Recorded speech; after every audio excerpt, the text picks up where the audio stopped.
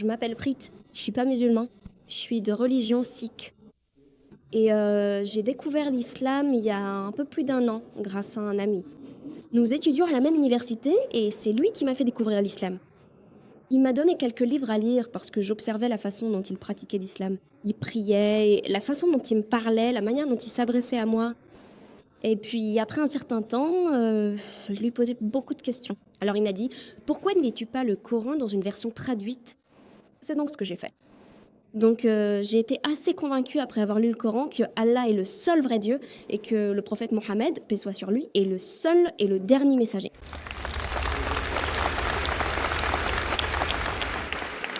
Mais après un certain temps, mes parents l'ont appris et ils sont très religieux.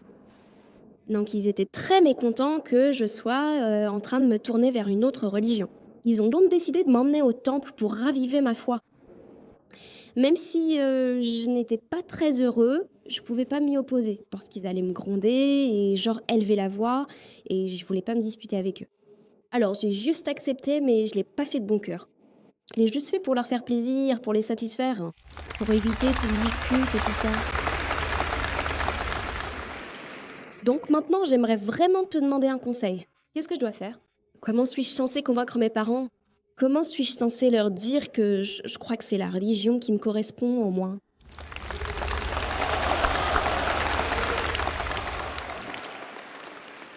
La sœur a posé la question qu'elle étudie l'islam depuis 1 an et demi et qu'elle aime cet enseignement. Elle a lu le Coran. Elle a été convaincue qu'il n'y a qu'un seul Dieu et que le prophète Mohammed est le messager. Et plus tard, quand les parents l'ont appris, ils l'ont ramenée au temple. Et même si elle a dû obéir à ses parents contre son gré, elle demande: comment puis-je convaincre mes parents? J'ai donné une conférence à ce sujet et j'ai aussi écrit un livre intitulé La conception de Dieu dans les grandes religions du monde. Ici, je n'ai parlé que de 4 religions: l'hindouisme, le judaïsme, le christianisme et l'islam. Si tu regardes ma conférence complète, elle inclut même le sikhisme. Le sikhisme. Le sikhisme, ma sœur, est une religion qui est apparue vers la fin du XVe siècle dans la région du Pendjab. Elle a été fondée par Guru Nanak Sahib. Et selon les spécialistes, c'est un mélange de nombreux enseignements de l'hindouisme et de l'islam. Et c'est une religion de 10 gourous. Et si tu lis le concept de Dieu dans le sikhisme, si tu lis les textes, pas la pratique. Le texte, si tu lis le Guru Granth Sahib, si tu lis le premier chapitre, l'Adi Granth, le premier verset est connu sous le nom de Japuji. Il dit qu'il est vrai, qu'il n'est pas engendré, qu'il est tout-puissant, libre de tout besoin, qu'il a pouvoir sur toute chose et qu'il n'y a rien qui lui ressemble. Donc ce passage du Japuji correspond de très près à la sourate Al-Ikhlas dont j'ai parlé. Donc théoriquement, la définition de Dieu tout-puissant dans le sikhisme est assez similaire à celle de la sourate Al-Ikhlas du Coran. C'est la raison pour laquelle les Sikhs croient, ils donnent 2 noms: Omkara, qui a une forme manifeste, et Ek Omkara.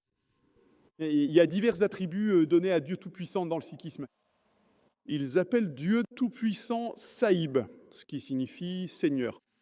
Ils l'appellent aussi Rahim, le miséricordieux. Ils l'appellent Karim, le bienfaiteur. Ils l'appellent Waheguru, le Dieu unique et véritable. Et le sikhisme est contre l'adoration des idoles.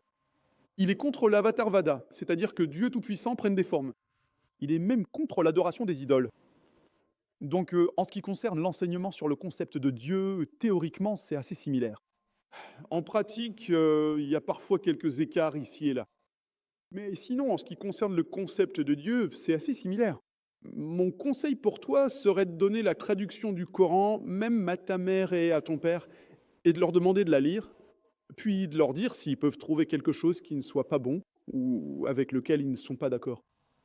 Donc tu dois être patient, tu dois leur expliquer et tu dois accomplir le devoir d'un vrai croyant. D'abord, j'aimerais savoir, tu as dit que tu avais lu le Coran et tu as aussi dit que tu croyais en un Dieu unique, mais tu n'as jamais précisé si tu avais accepté l'islam ou non. Mais en croyant qu'il n'y a qu'un seul Dieu, en croyant que l'idolâtrie est une erreur, en croyant au prophète Mohammed, paix et bénédiction sur lui, tu entres dans la communauté. Mais si tu as accepté ou non, je ne le sais pas. J'aimerais te demander, ma sœur, aimerais-tu accepter l'islam? Oui, j'aimerais, mais pour l'instant, je voudrais réfléchir. Enfin, je voudrais savoir comment je suis censée convaincre d'abord mes parents, parce que je ne veux pas faire quelque chose alors qu'ils ne sont pas au courant. Et j'ai dit à mes parents que si je devais prendre une décision, je les en informerais. Vous serez informés avant que je prenne une quelconque décision. C'est bien. Donc, ce que je te demanderais, comme je te l'ai dit, c'est que tu peux donner mes DVD à tes parents. Il y a plusieurs DVD. Et je sais qu'il y a tellement de malentendus sur l'islam que la plupart des non-musulmans en ont peur. Oh, tu deviens musulmane, ça veut dire que tu deviens une terroriste. Tu vas suivre la religion des terroristes. Tu vas vers la violence. En fait, je recommande toujours à toute personne qui devient musulmane, surtout aux jeunes, que la première chose à faire est qu'il doit y avoir une différence entre ton comportement d'avant et celui d'après avoir accepté l'islam. Et comme mon fils Farik l'a dit dans une conférence, le paradis se trouve sous les pieds de ta mère. Même pour toi, ma sœur, ton paradis, même si ta mère n'est pas musulmane, se trouve sous les pieds de ta mère. Que ta mère aille au paradis ou non, c'est secondaire. Tu comprends, n'est-ce pas? Parce que tu dois aimer ta mère, tu dois respecter ta mère. Cela ne veut pas dire que si tu deviens musulmane, tu dois manquer de respect à ta mère. Donc quand tes parents voient le changement, que maintenant je demandais à ma fille de faire de petites choses qu'elle faisait jamais. Maintenant, elle m'aide, elle me masse, elle suit mes instructions. Donc tu dois veiller à ce qu'une fois que tu deviens musulmane, il y ait une différence marquée entre ton comportement d'avant et celui de maintenant.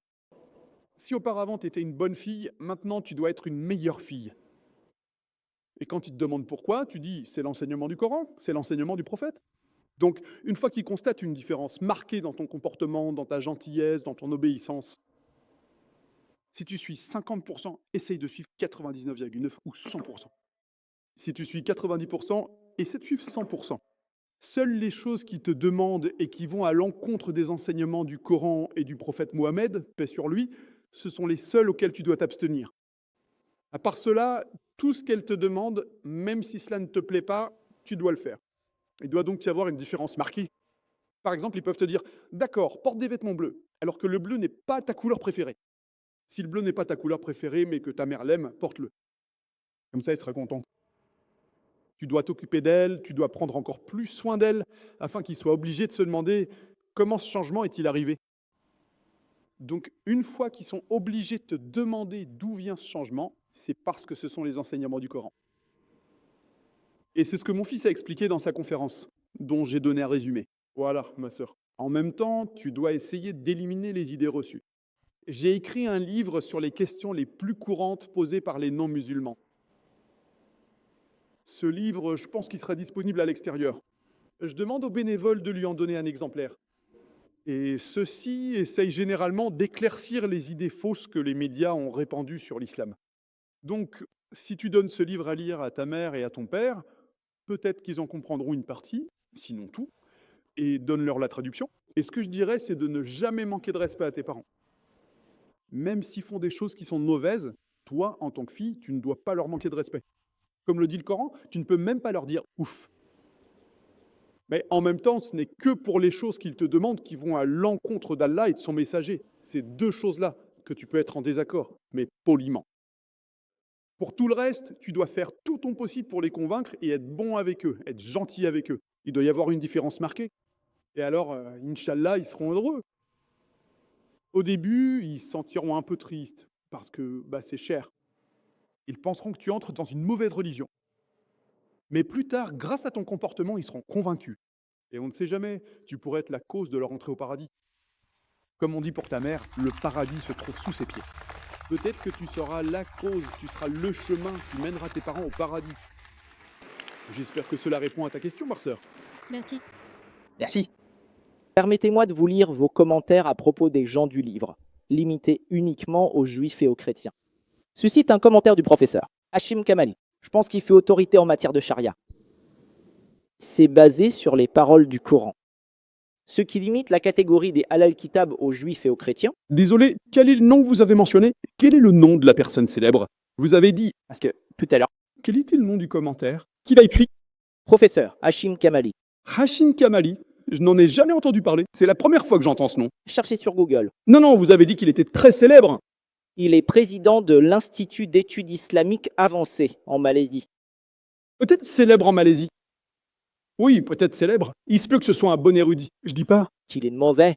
Je te passerai son livre, tu pourras le lire. Mais- Pour l'instant, juste pour le bénéfice. Inconnu pour moi. C'est peut-être quelqu'un de bien ou un bon érudit. Je dis pas le contraire. Personnellement, je n'ai jamais entendu parler de lui. Si tu peux, lis le commentaire. D'accord. D'accord. Ceci est basé sur le Coran. Il dit que ceux qui limitent la catégorie des halal kitab aux juifs et aux chrétiens citent comme autorité le Coran, chapitre 6, verset 156, qui déclare que des livres ont été révélés à 2 groupes auparavant. Mais le contexte dans lequel cette expression apparaît remet en question, plutôt que d'approuver, l'esprit d'une telle limitation. Examinons brièvement le contexte. Le verset, chapitre 6, verset 156, suit immédiatement 2 autres versets. L'un d'eux affirme la véracité de la Torah, qui contient la guidance et la lumière. Le verset suivant fait référence au Coran lui-même comme étant le livre béni, Kitabun Mubarakun, et une source faisant autorité. Puis vient le verset 656. De peur que vous ne disiez que des livres n'ont été révélés qu'à 2 groupes de personnes avant nous, et que pour notre part, nous sommes restés ignorants. D'un livre révélé, Du discours. parlant. Frère, tout cela ne change rien. Je vais te donner la réponse à nouveau. Tout cela ne fait aucune différence pour moi, même si je suis un étudiant du Coran. Laisse-moi te dire une chose. Je veux répéter la réponse que tu n'as pas bien entendue. Je t'ai dit, par le sens, Al Kitab signifie les gens du livre. Cela peut aussi vouloir dire les gens de la révélation. Dans ce contexte, même les musulmans sont Al Kitab. Allah a envoyé de nombreux livres. Le Coran dit dans la Sourate Ra'd, chapitre 13, verset 38, le Kullu Ajalim Kitab. À chaque époque, nous avons envoyé un livre. C'est la définition. Mais lorsque le Coran utilise l'expression idiomatique Al-Kitab, cela ne fait référence qu'aux juifs et aux chrétiens, à personne d'autre. Si je suis d'accord avec cette personne sans savoir de quel contexte il parle, alors ce sera le chaos. Parmi les Al-Kitab, il y en a qui disent cela. Et il est dit que les Al-Kitab croient en la loi et l'évangile, c'est-à-dire la Torah et l'Injil. À ce sujet, il y a de nombreux versets dans le Coran. Avec cela, c'est sûr à 100%. Et à chaque fois que le Coran fait référence au Alul Kitab, il ne parle que des juifs et des chrétiens au sens idiomatique. Sinon, il y a beaucoup d'autres personnes qui sont Ahlul Kitab. Mais quand le Coran y fait référence, et je vous donne l'exemple, quand le Coran dit aux prophètes, dis à tes épouses et aux femmes croyantes, vous me demandez qui est le prophète. Adam est prophète, Noé est prophète, Abraham est prophète, Moussa, paix sur lui, est prophète, Jésus est prophète. Mais lorsque le Coran dit prophète, il ne fait spécifiquement référence à personne d'autre qu'au prophète Muhammad, paix et bénédiction sur lui. Je vous ai donné la réponse, vous ne l'avez pas entendu? Je vous entends, j'espère. Vous aussi, c'est la réponse. Je ne suis pas d'accord parce que si je suis cette logique, il y aura une contradiction dans le Coran. Je ne suis pas d'accord, il n'y a pas de contradiction dans le Coran. Le Coran dit que les gens du livre croient en la Torah et l'Injil. Maintenant, vous allez dire, les bouddhistes croient-ils en la Torah et l'Injil? Ils ne le peuvent pas. Docteur, Zakir Naik, je pense que nous devrions apprendre à être d'accord de ne pas être d'accord. à être d'accord de ne pas être d'accord. Est-ce que vous dites, si je suis d'accord avec vous, je devrais croire que Je vous demande pas d'être d'accord avec moi. Je fais juste partager? un point de vue. Je ne suis pas d'accord. Avec vous, vous avez partagé l'avis d'un Éminent. érudit musulman. Il y a beaucoup de personnes éminentes qui peuvent se tromper. Et il y a beaucoup de bons érudits qui ont fait des erreurs. Je ne dis pas qu'il n'est pas éminent. Je ne dis pas qu'il n'est pas éminent. Alors, Vous dites... C'est Abdullah Issafali que je cite. C'est Abdullah Issafani. docteur, Zakir Naik. Frère, tu veux continuer à parler? Es-tu venu ici pour faire un discours? Ce livre dont je mentionne la traduction d'Abdullah Issafali. Selon moi, c'est la meilleure traduction disponible. Il y a aussi des erreurs dans celle-ci. Ce n'est pas parce que c'est la meilleure que cela veut dire que. Parce que les êtres humains sont voués à faire des erreurs. Je suis un être humain, je peux aussi faire une erreur. Mais ce qu'il faut noter, c'est que lorsque nous faisons des recherches, si nous trouvons une erreur, je ne rejette pas tout. Parce qu'il a alors prétendu être Dieu. Cette traduction est l'une des meilleures traductions. Même cette traduction comporte des erreurs. Donc, ce que nous devons comprendre, c'est qu'un être humain ne peut pas être parfait. Cette personne peut donc être éminente, mais je ne suis pas d'accord avec son interprétation. Toi et moi ne sommes pas d'accord. Alors pourquoi viens-tu insister là-dessus? Je t'ai donné les raisons pour lesquelles je ne suis pas d'accord. Qu'est-ce que tu dois faire? D'accord, très bien. Ce verset du Coran s'interprète de cette façon. Tu dois réfuter mon argument. Tu ne réfutes pas, tu lis dans le livre. Lire dans le livre, c'est une perte de temps pour nous et pour tout le monde. Parce que je t'ai donné une citation du Coran qui parle des Alul Kitab et fait référence uniquement aux juifs et aux chrétiens. Parlons de la Torah. vient aussi du Coran. Il est dit qu'en réalité, il faut avoir une interprétation ouverte. Et puis-je vous poser une question, docteur Zakir? Êtes-vous aussi un humain? Bien sûr, je suis un humain. Donc vous êtes aussi susceptible de faire des erreurs? Je peux en faire, mais pour prouver que j'ai fait une erreur, il faut que vous montriez où est mon erreur. se trouve. C'est pourquoi je vous cite à partir d'un commentaire d'un... Savant ou de ma part. Je- Mais cette éminence ne correspond pas au Coran. Mon interprétation, ce dont je parle, est basée sur le Coran. Et la majorité des savants, jumhur de l'islam, pensent que les Ahlul Kitab sont uniquement les juifs et les chrétiens. Il y a tellement d'exemples comme Ibn Taymiyyah, je peux en citer 20, alors que vous n'en citez qu'un dont je n'ai jamais entendu parler. Ibn Taymiyyah, si vous lisez Ibn Kassir, si vous lisez Tabari, tous disent Ahlul Kitab. Ce que vous devez comprendre, c'est que je cite Tabari, je cite Ibn Kassir. Tous ces grands commentateurs, tous disent cela. Même Abdul Mahi Soufali, même Abdul Majid Daryabadi, tous disent que les Ahl Kitab sont les juifs et les chrétiens. Maintenant, vous avez un fan malaisien, vous le respectez peut-être, je n'ai rien contre cela. Donc quand vous avancez un argument, il faut apporter des preuves. Cette preuve n'est pas valable pour moi. C'est pourquoi je dis que je me fie aux commentaires donnés par des éminents, pas un, mais 100 savants, 100. Donc quand un avis s'oppose à 100, s'il a des preuves, s'il en vaut la peine, je le prends en considération. S'il n'en vaut pas la peine, je ne le prends pas en compte. Si vous voulez y croire, vous en avez tout à fait le droit. Personne ne peut vous en empêcher. J'espère que cela répond à la question. Et pour conclure, louange à Dieu, Seigneur de l'univers.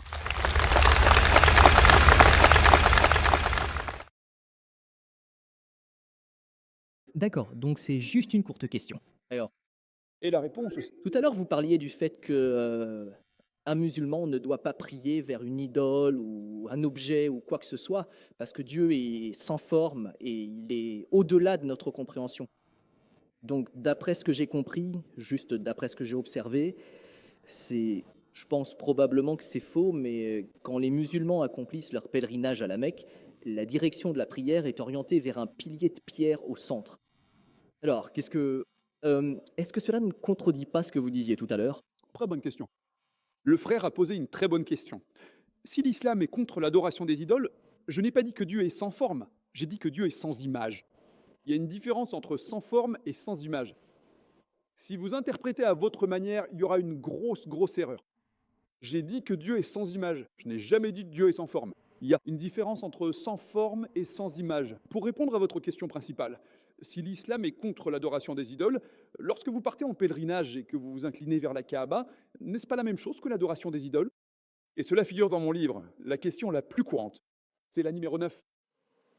La 9e question la plus fréquemment posée par un non-musulman à propos de l'islam est: si l'islam est contre l'adoration des idoles, pourquoi vous inclinez-vous vers la Kaaba lorsque vous priez? Et la réponse est qu'aucun musulman n'adore jamais la Kaaba. La Kaaba est notre Qibla, c'est la direction. Parce que nous, musulmans, croyons en l'unité. Par exemple, aujourd'hui, tous les musulmans veulent accomplir la salat, veulent prier. Certains peuvent dire: tournons-nous vers le nord. D'autres diront le sud, d'autres diront l'est, d'autres diront l'ouest. Il y aurait de la désunion. Donc pour l'unité, où que vous soyez, vous vous tournez vers la Kaaba. C'est un verset du Coran, de la sourate Al-Baqarah, chapitre 2, verset 144, qui dit que lorsque vous priez, tournez-vous vers la Kaaba. Donc la Kaaba est la Qibla. Ce n'est pas elle que nous adorons. De plus, les musulmans ont été les premiers à dessiner la carte du monde. Et Al-Idrisi, en 1154, a été le premier être humain à dessiner la carte du monde. Lorsque les musulmans ont dessiné la carte du monde, le pôle sud était en haut, le pôle nord en bas, et la Kaaba était au centre. Les cartographes occidentaux sont arrivés et ils ont retourné la carte. Le pôle nord en haut, le pôle sud en bas, et pourtant, la Kaaba reste au centre. Donc, si vous êtes dans le nord, vous faites face au sud. Si vous êtes dans le sud, vous faites face au nord. Si vous êtes à l'ouest, vous faites face à l'est. Si vous êtes à l'est, vous faites face à l'ouest. La Kaaba est centre du monde. Quand les gens vont faire la Umrah, quand les musulmans vont faire la Umrah ou quand nous allons au Hajj, nous tournons autour de la Kaaba. Quelle est la raison pour laquelle nous tournons autour? Parce que c'est un commandement du Tout-Puissant. Mais logiquement, ce que je peux penser, c'est que chaque cercle a un centre. Quand nous tournons autour de la Kaaba, nous témoignons qu'il n'y a qu'un seul Dieu. Et la déclaration du deuxième calife de l'islam, Hazrat Omar, il a dit, c'est mentionné dans Sahih Bukhari, volume numéro 2, dans le livre du Hajj, chapitre numéro 56, hadith numéro 675. Hazrat Omar, que Dieu soit satisfait de lui, le deuxième calife de l'islam, a dit: cette pierre noire ne peut ni me bénéficier ni me nuire.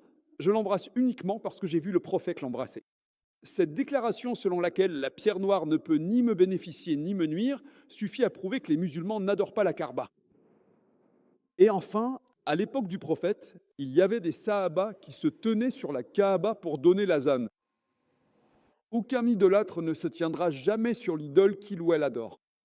Cela prouve donc qu'aucun musulman n'a jamais adoré la Kaaba. La Kaaba et la Qibla, c'est seulement une direction. J'espère que cela répond à la question. D'accord. Merci beaucoup pour votre temps. Merci. Assalamu alaikum and good day to all my brothers and sisters. I anticipate all you be fine and doing good in the concerns of life. May the mercies and the blessings of Allah subhanahu wa ta'ala be all upon you here and hereafter. My dear friends and fellows, in this question and answer interaction, the question was being asked by a girl, Preek. And Preek is basically inspired by Islamic religion. As you see, that he was describing a story about her that there is a friend of mine and he gave me Islamic books, and I read the Islamic books and I'm inspired by the Islam, and I believe and realize that there is no God and the Prophet Muhammad, peace upon him, is the last and the final messenger of Almighty. And one thing she mentioned that when their parents know about it, they were sad, and she can't deny to her parents, and they bring that particular girl to the temple for the restoration to the Sikh faith. And she was not accepting the Sikh faith again because she accepted Islam and by heart, but she didn't object anything just because she didn't want to make her parents sad about it. When Dr. Zakir Naik replied to the concern that as far as the Sikhism is concerned, because the girl asked a question that how do you convince them, Dr. Zakir Naik said over here that Sikhism is a religion of 10 gurus. We know that. It started and coined in the fall at the end of 15th century by Guru Nanak Sahib. And Guru Nanak Sahib was a person who was inspired by two religions. Important thing. Two fundamental religions, Hinduism and Islam. Although Hinduism is not a religion, it's about Indus Valley civilization, but you can say it's a religion. Accept it. Hinduism and Islam. And in Guru Granth Sahib, chapter 1, verse number 1, there is a verse which tells that God is above all. He doesn't require, or he is not dependent on somebody else, and he's one. So this is a statement and interpretation of the chapter 1, verse number 1, Guru Granth Sahib book, the book of the Sikhism religion. And if you look into the Sikhism religion always talk about the oneness of God, in spite of the practices you see by the Sikh temple heads and other people. They worship whatever. They worship statues and they worship different, their Guru Nanak, they have made the photo of their bearded person, Guru Nanak. And even they mostly chant one of the term that's Waheguru. You've always heard about it. But in fact, they are chanting it wrong. Because Waheguru means one true God. But in fact, they are making the statues and the images and the paintings of their Waheguru and they worship it. So this is wrong. Leave the practices, leave the, what they are doing, leave what they are exercising. But the most important thing is the scriptures. Now the scriptures of the Sikhism talks about the oneness of God in most of the times. If they, in the initial phases of their scriptures like the Guru Granth Sahib, in chapter 1, verse number 1, you see, from the very initials, they have always emphasized about that God doesn't depend on somebody else, God is one and God is one supreme power. In spite of this, Sikh also called their God Rahim, Kareem, which is also in the Quran, Rahim. Rahim means that the Lord for the Muslims. Rahman, we use the word Lord for the all creations, including Muslims, non-Muslims, agnostic, atheist, etc., etc. Rahman, Lord for the entire universe. Lord for the all, including atheists, agnostics, Hindus, Jews, Christians.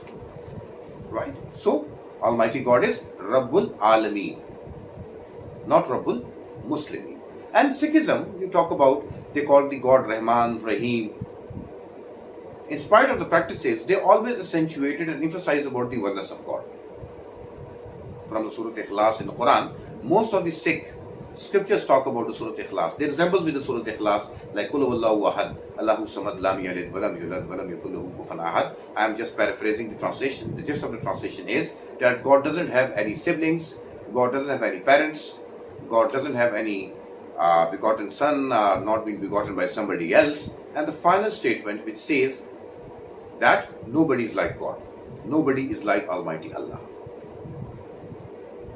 Walam yakul lahu kufuwan ahad means nobody is like Allah.